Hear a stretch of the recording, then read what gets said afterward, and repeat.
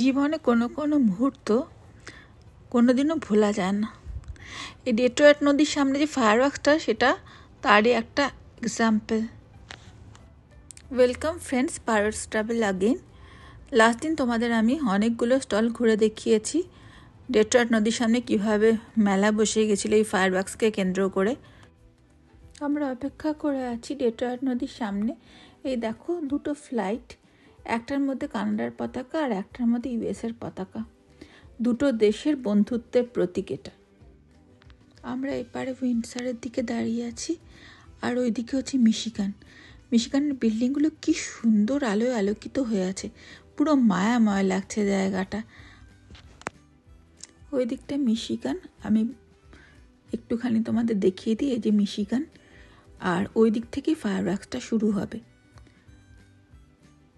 প্রচুর মানুষ ওয়েট করছে ফায়ারওয়ার্কসটা দেখার জন্য। দেখো কত ভিড়।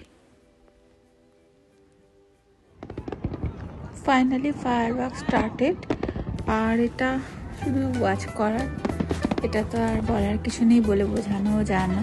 তো প্লিজ এন্ড অবধি তোমরা ভিডিওটা দেখো।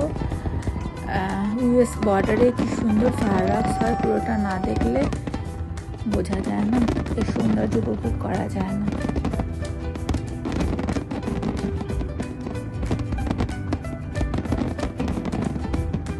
সত্যি কথা বলতে কি, এত সুন্দর ফায়ারওয়ার্কস আমি কখনো দেখিনি।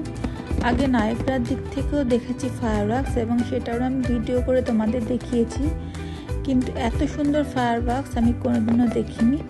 এটা উইন্ডসর থেকে দেখা যাচ্ছিল, ডেট্রয়েটের দিক থেকে এই ফায়ারওয়ার্কসটা হচ্ছিল।